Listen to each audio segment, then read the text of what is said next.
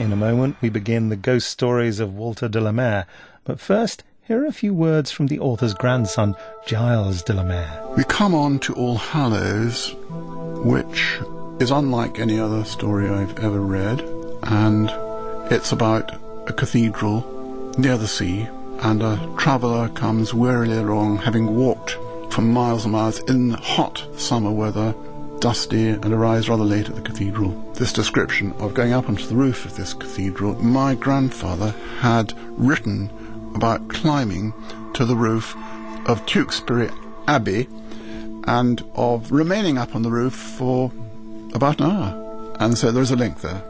He spent many years singing in St. Paul's, actually in the choir. He was obviously good enough to do that. And during that period, there's no doubt that he must have found ways of exploring all the recesses and most obscure corners of St. Paul's. And that is exactly what happens in All Hallows. As a small boy, one of my particular fancies was to spend a night in a pulpit. But I take it, sir, if you had ventured to give out a text up there in the dark hours, your innocent young mind would not have been prepared for any kind of congregation. You mean this place is haunted? I mean, sir, that there are devilish agencies at work here.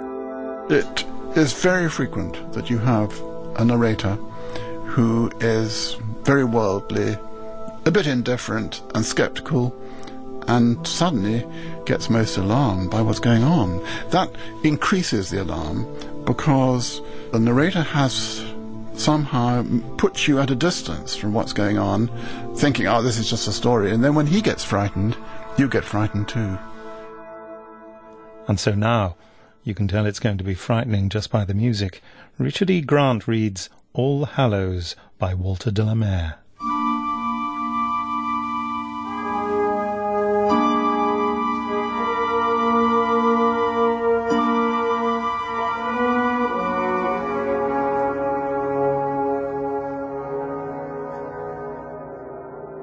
It was about 3:30 on an August afternoon when I found myself looking down upon All Hallows, and at first glimpse of it, every vestige of fatigue passed away. Having at last reached the end of my journey, dust, heat, wind, having come limping out upon the green sea bluff beneath which lay its walls, I confess the actuality excelled my dreams of it. What most astonished me, perhaps, was the sense not of its age, but its air of abandonment. It lay couched there as if in hiding in its narrow sea bay. No other roof, not even a chimney, was in sight, only the dark blue arch of the sky and that gaunt coast fading away into the haze of a west over which were already gathering the veils of sunset. I should have come earlier.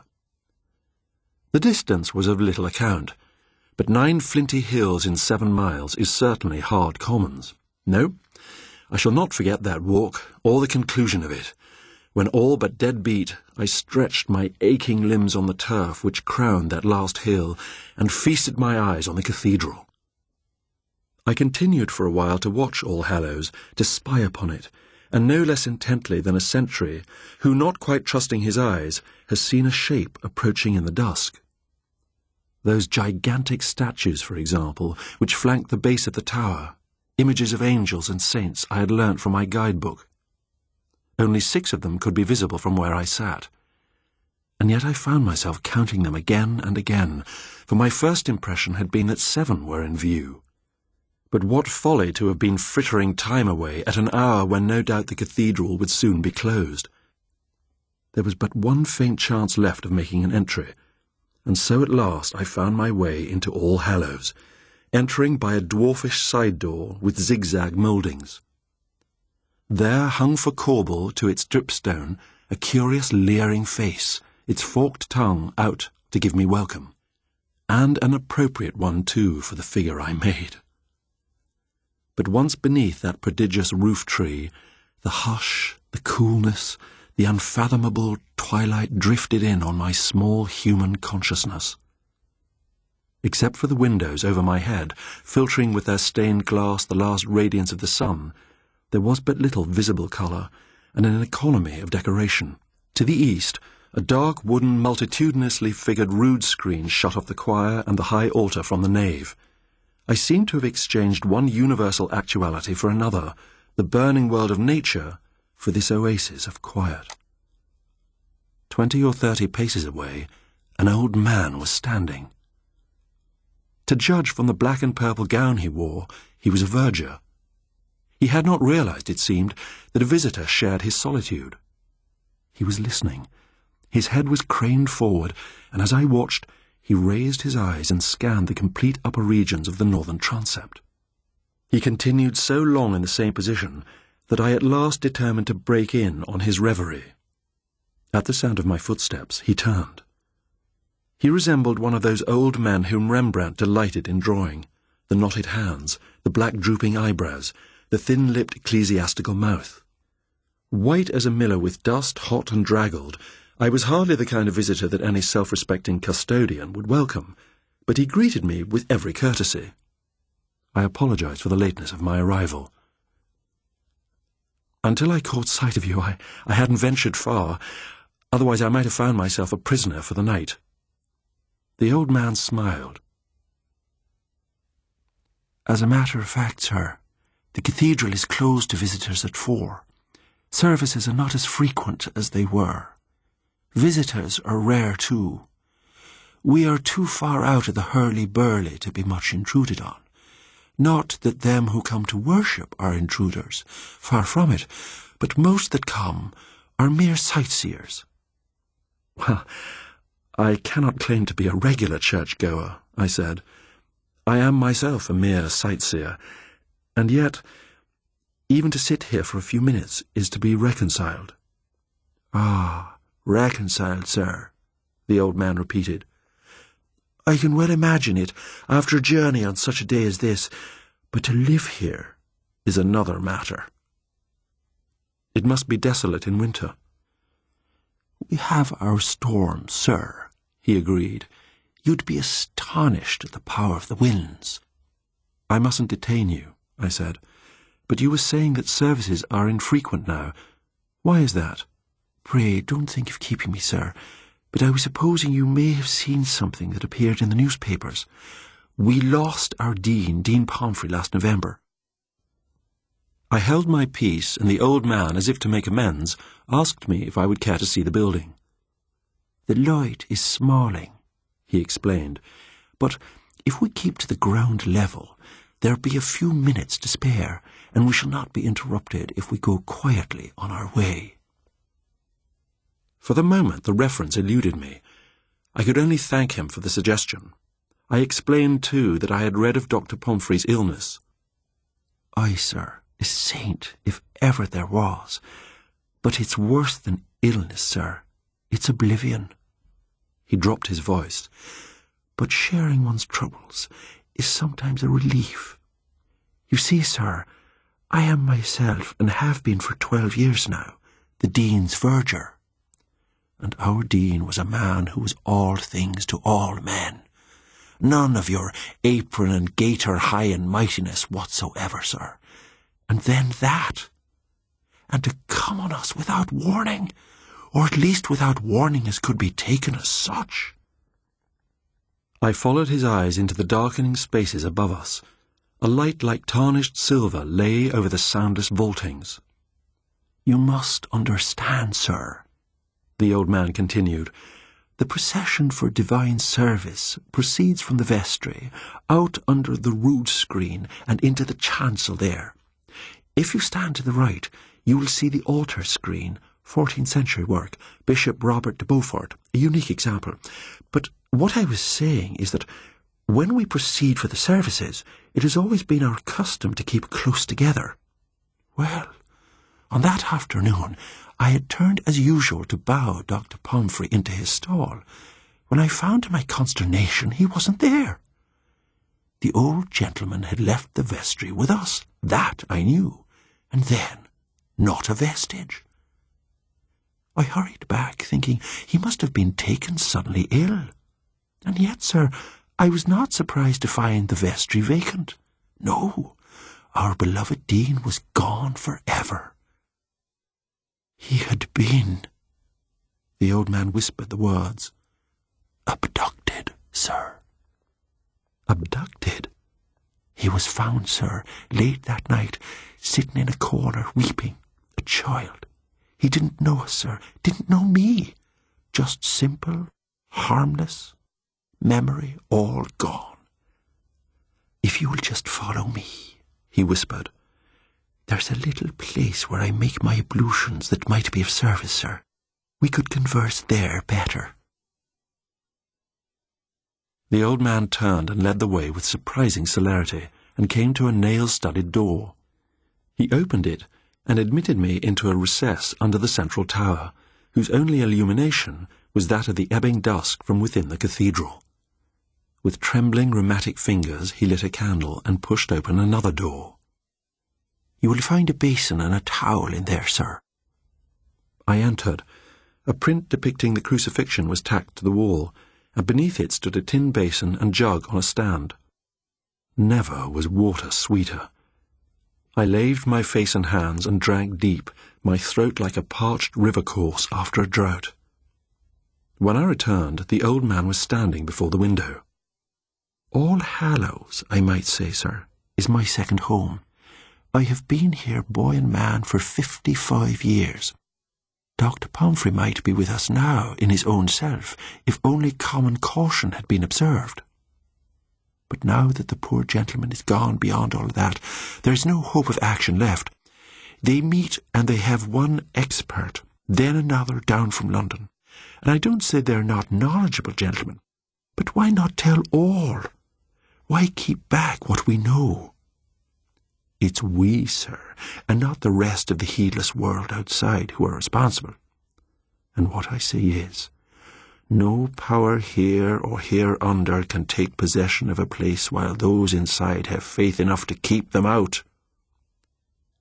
But once let that falter, the seas are in. And when I say no power, sir, I mean with all deference, even Satan himself." "What is wrong here?" I asked. "Wrong, sir? Why, I am not doubting that the gentlemen I have mentioned have the salvation of the cathedral at heart, but they refuse to see how close to the edge of things we are, and how we are drifting. So far as my knowledge tells me, there is no sacred edifice in the kingdom of a peace, that is, with All Hallows, that is so open, I mean, sir, to an attack of this terrifying nature." "Terrifying?" "Terrifying, sir.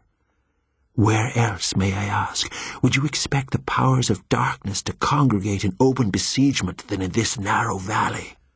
First, the sea out there. Are you aware, sir, that ever since living remembrance, flood tide has been gnawing its way into this bay to the extent of 3 or 4 feet per annum? And think of the floods and gales that fall upon us autumn and winter through. They make the roads well nigh impassable. Are you aware, sir, I continue, that as we stand now we are above a mile from the nearest human habitation? I warrant that if, and which God forbid, you had been shut up here during the night, and it was a near thing, but what you weren't, I warrant you might have shouted yourself dumb with not a human soul to help you." Well, I smiled. As a small boy, one of my particular fancies was to spend a night in a pulpit. "But I take it, sir, if you had ventured to give out a text up there in the dark hours, your innocent young mind would not have been prepared for any kind of congregation." "You mean this place is haunted?" "I mean, sir, that there are devilish agencies at work here." He raised his hand. "Don't, I entreat you, dismiss what I am saying as the wandering of a foolish old man. I have heard them with these ears. I have seen them with these eyes, though whether they have any positive substance, sir, is beyond my small knowledge. But of what they can do, I can give you definite evidences." "But surely every old building is bound to show symptoms of decay." "I must apologize," the old man interrupted me. "I'm a poor mouth at explanation, sir. Decay, settling, dissolution. I have heard these words bandied from lip to lip, and they fill me with nausea. Why? I am speaking not of dissolution, sir, but of repairs, restorations, not decay, strengthening, not a corroding loss, an awful progress. I could show you places, sir, where stones as rotten as pumice have been replaced by others fresh quarried, and nothing of their kind within miles. There are spots where massive blocks have been pushed into place by sheer force. All Hallows is safer at this moment than it has been for 300 years. They meant well, them who came to see, full of fine talk, and went dumb away, but at heart, sir, they were cowed, horrified. He stood gazing through that narrow inward window. I have not spent 60 years in this place without paying heed to my own thoughts. Look at your newspaper, sir. What they called the Great War is over, and he'd be a brave man who would take an oath before heaven that that was only of human designing. And yet, what do we see around us? Nothing but strife and juggleries and hatred wherever you look. And the church, sir. If you had told me that you were a regular churchman, I shouldn't be pouring out all this to you now. But being not so gives me confidence. By merely listening, you can help me, sir, though you can't help us. You see, sir, he went on dejectedly, I can bear what may be to come. Tell me the worst, and you will have done an old man a service he can never repay. Tell me, on the other hand, that I am merely groping along in a network of devilish delusion, sir. Well, in that case, I hope to be with my master, with Dr. Pomfrey, as soon as possible. We were all children once. I sometimes find myself looking at a young child with little short of awe, sir, knowing that within its mind is a scene of peace and paradise of which we older folk have no notion, and which will fade away out of it as life wears in. I was at a loss to answer him. The fact is, he looked cautiously about him, what I am now being so bold as to suggest may put you in physical danger. On the other hand, we can leave the building at once, if you are so minded. In any case, we must be gone before dark sets in. Even mere human beings are best not disturbed at any night work. Besides, I once delayed too long myself. Perhaps if I'd been a little less credulous or less exhausted, I should have begun to doubt this old creature's sanity. But then there was All Hallows itself to take into account. Even now, in this remote candlelit room, the vast edifice seemed to be gently and furtively fretting its impression on my mind. I only wish I could be of any real help, I said. The old man's expression changed, as if at the coming of a light. Why then, sir, let us be gone at once. You are with me, sir. That was all I hoped and asked. Now there's no time to waste. He lowered his voice. What I would suggest, sir, if you've no objection, is your kindly grasping my gown. There will be a good deal of up and downing, but I know the building blindfold. He opened the door and blew out the light. We were instantly marooned in an impenetrable darkness, and we set out on our expedition. I clung, I confess, desperately tight to my lifeline as we groped onward. I found myself steadily ascending, and then in a while brushing along a gallery or corkscrewing up a new staircase. Once, to recover our breath, we paused opposite a slit in the masonry at which to breathe the tepid sweetness of the outer air, and I caught a glimpse of the night's first stars. We then turned inward once more, ascending. Dead still here, sir, if you please. There's a drop of some 60 feet a few paces on.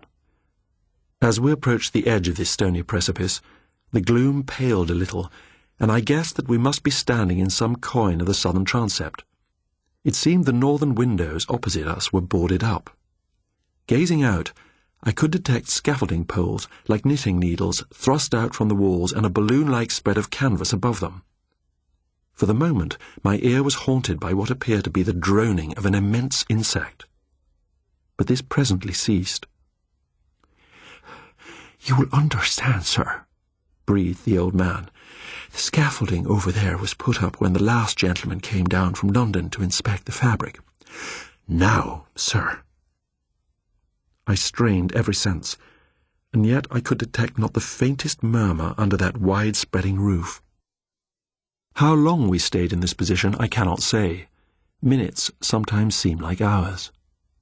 Then suddenly, without the slightest warning, I became aware of a peculiar vibration. It suggested the remote whirring of an enormous millstone. My companion pressed closer. "Do you see that, sir?" I gazed and gazed, but saw nothing. And then, though I cannot be certain, it seemed that the voluminous spread of canvas perceptibly trembled, as if a huge hand had been thrust out to draw it aside. No time was given me to make sure. The old man had hastily withdrawn me into the opening of the wall, and we made no pause in our retreat until we had come again to the narrow slit of window. "Well, sir?" It's so difficult to be sure of oneself.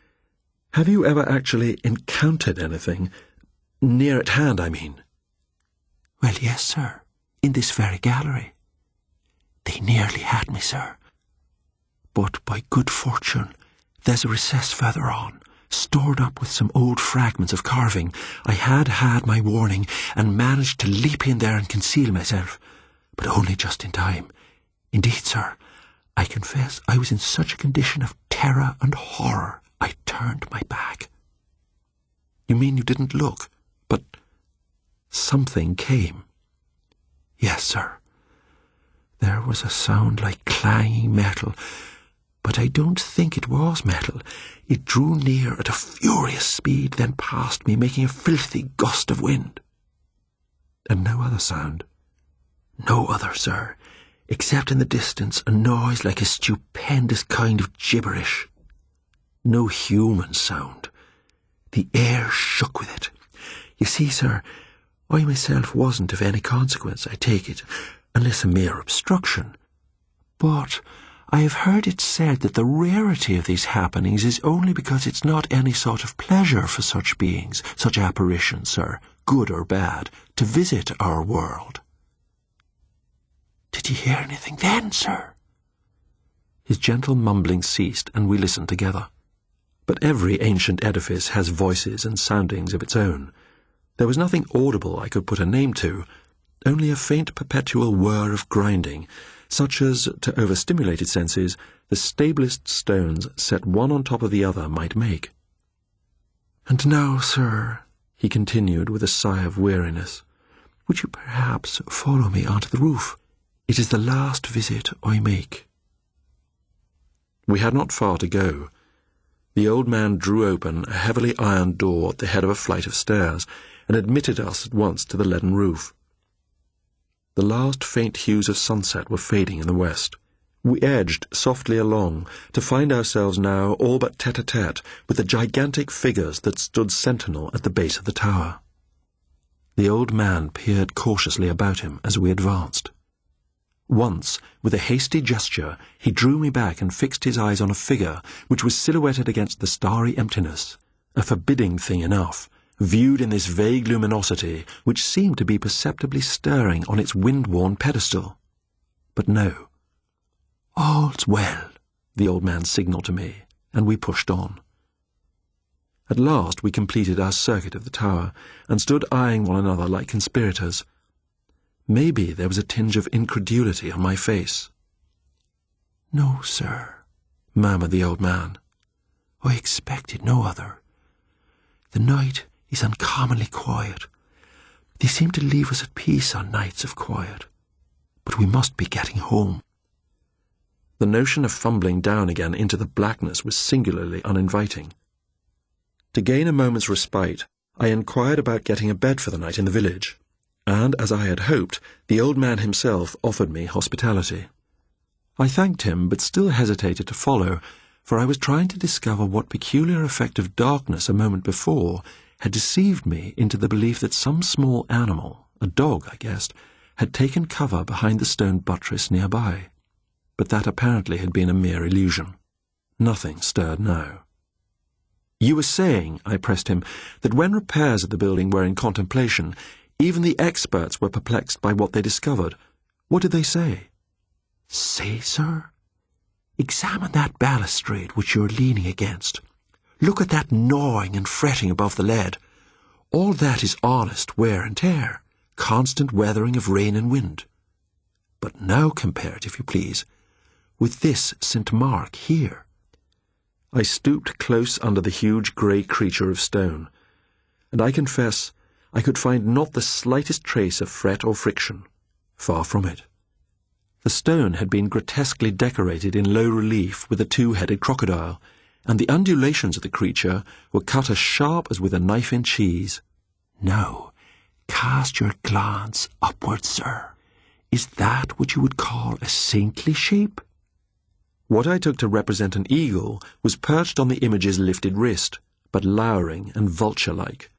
The head of the figure was poised at an angle of defiance. Its whole aspect was undeniably sinister and intimidating. "Aye, sir, and so with some of the rest of them," the old man commented. "There are other wills than the Almighty's." "But one doesn't repair in order to destroy." "No, sir. And why not? To give strength for evil purposes. Would that be time wasted, if such was your aim? An institution may be beyond dying, sir. It may be being restored for a worse destruction. And 100 trumpeting voices would make no difference when the faith and life within is tottering to its fall." Somehow this muddle of metaphors reassured me. Obviously the old man's wits had worn a little thin.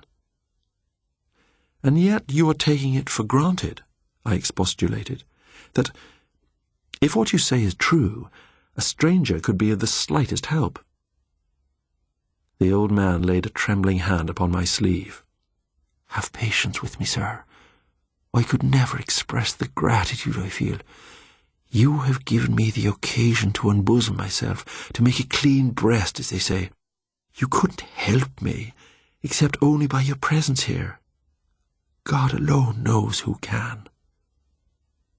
At that instant, a dull, enormous rumble reverberated from within the building, as if a huge block of stone had been dislodged. The flags on which we stood seemed to tremble. The fingers tightened on my arm. "Come, sir, we must be gone at once. We have stayed too long." But we emerged into the night at last without mishap.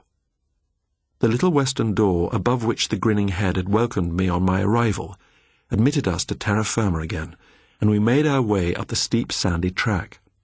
We turned at the summit and looked back. All Hallows lay beneath us, resembling some natural prehistoric outcrop of that sea-worn, rock-bound coast, but strangely human and saturnine. But far out to sea, summer lightnings were now in idle play, flickering into the sky like the unfolding of a signal, planet to planet, then gone. That alone may have accounted for the faint vitreous glare that seemed to glitter across the windows of the northern transept. And yet how easily deceived is the imagination! I could have vowed this was no reflection, but the glow of some light shining fitfully from within, outwards.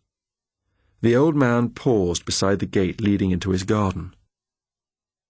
"You will forgive me, sir, for mentioning it, but I make it a rule to leave all my troubles outside when I come home.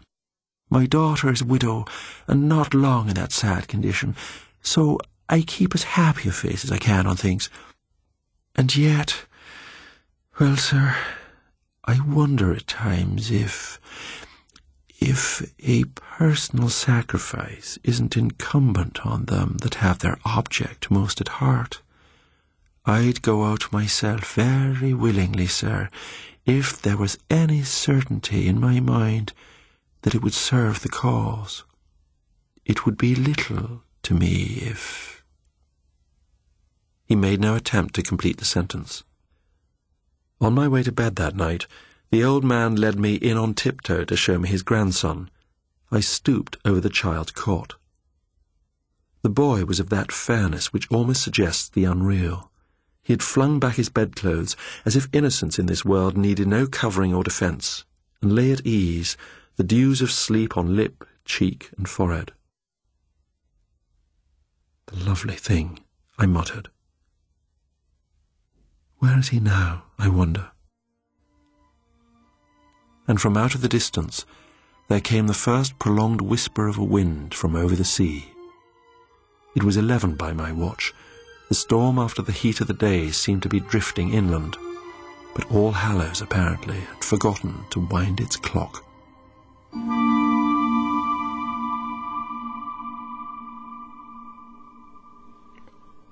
Richard E. Grant was reading All Hallows by Walter de la Mare. The producer was Lawrence Jackson.